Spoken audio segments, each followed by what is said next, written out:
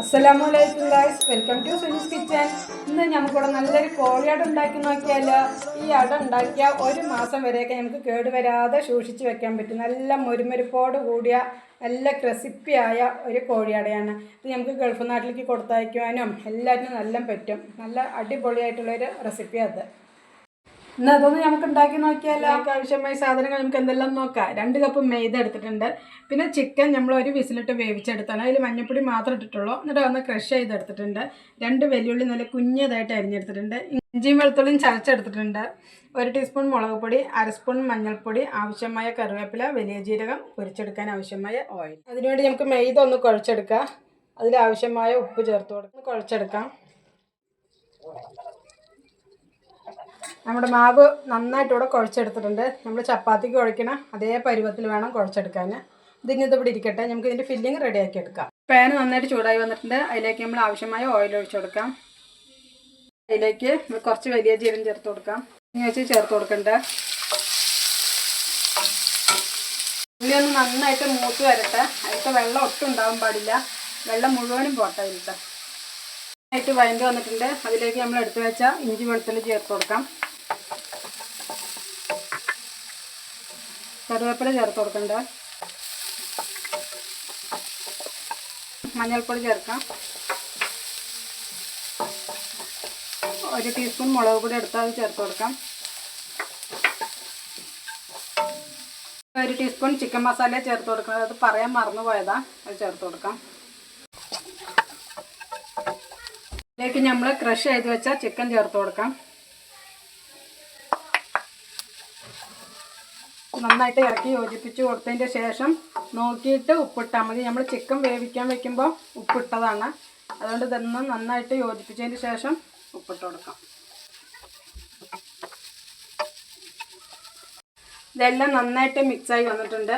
ആ സമയം നമുക്ക് ലേശം ഉപ്പിൻ്റെ കുറവുണ്ടായിരുന്നു. അത് ചേർത്ത് കൊടുക്കാം. ഇനി ഒന്ന് നന്നായിട്ട് മിക്സാക്കി എടുത്താൽ മാത്രം മതി.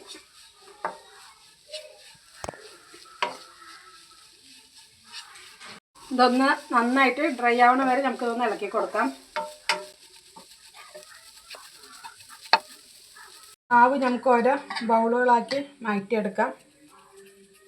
ഇതാ ഇത്ര പോന്നാൽ മതി. ഇതുപോലെ എല്ലാം നമുക്ക് ബൗളുകളാക്കി എടുക്കാം.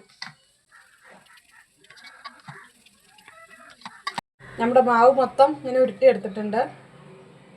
ആ സമയം കൊണ്ട് നമ്മുടെ ഫില്ലിങ് നല്ല പാകമായി വന്നിട്ടുണ്ട്. ഇത്രയും മതി. നമുക്ക് ഫ്ലെയിം ഓഫ് ചെയ്ത് കൊടുക്കാം. ഒന്ന് പരത്തിയെടുക്കാം.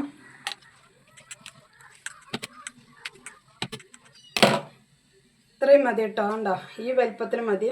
ഇത് നമുക്കിനി ബാക്കിയുള്ളത് മുഴുവൻ അതുപോലെ മൊത്തം ഇങ്ങനെ പരത്തി വെച്ചിട്ടുണ്ട്. ഇനി ഇതിൽ ഫില്ലിങ് വെച്ചിട്ട് മടക്കിയെടുക്കാം. നമുക്കതിങ്ങനെ വെച്ചിട്ട് മടക്കി കൊടുക്കാം.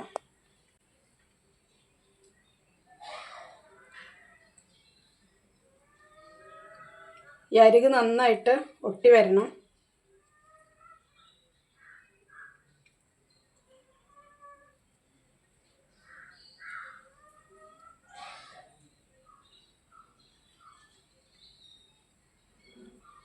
എവിടെയും വിട്ടുപോകാതെ നന്നായിട്ട് അമർത്തി ഇങ്ങനെ ഒട്ടിച്ചെടുക്കണം.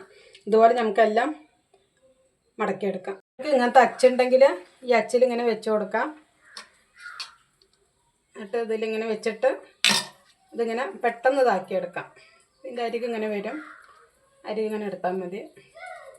നന്നായിട്ടൊന്ന് പ്രസ് ചെയ്ത് കൊടുക്കുക. ഈ ഭാഗം വിട്ടിട്ടുണ്ടെങ്കിൽ ആ ഭാഗം ഒന്നിങ്ങനെ അമർത്തി കൊടുത്താൽ മതി. ഇങ്ങനെ ചെയ്തെടുക്കാം.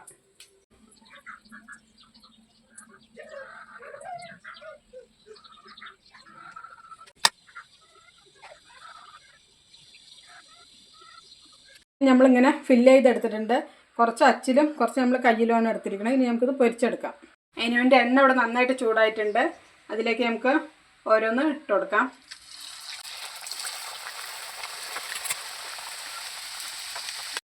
ഇതൊന്ന് ഗോൾഡൻ ബ്രൗണിഷ് കളറാവുന്ന വരെ നമുക്കൊന്ന് തിരിച്ചും മറിച്ചിട്ടിട്ട് എടുക്കാം. ഇതാ ഒരു പുറം കണ്ടില്ലേ, ഇതുപോലെ ആയിട്ടുണ്ട്. അതിൽ 2 പുറവും ആക്കിയെടുക്കാം.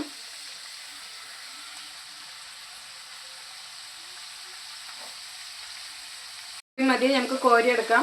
നമ്മളിത് മുഴുവൻ ഹൈ ഫ്ലെയിമിലിട്ടിട്ട് തന്നെയാണ് പൊരിച്ചെടുക്കുന്നത്.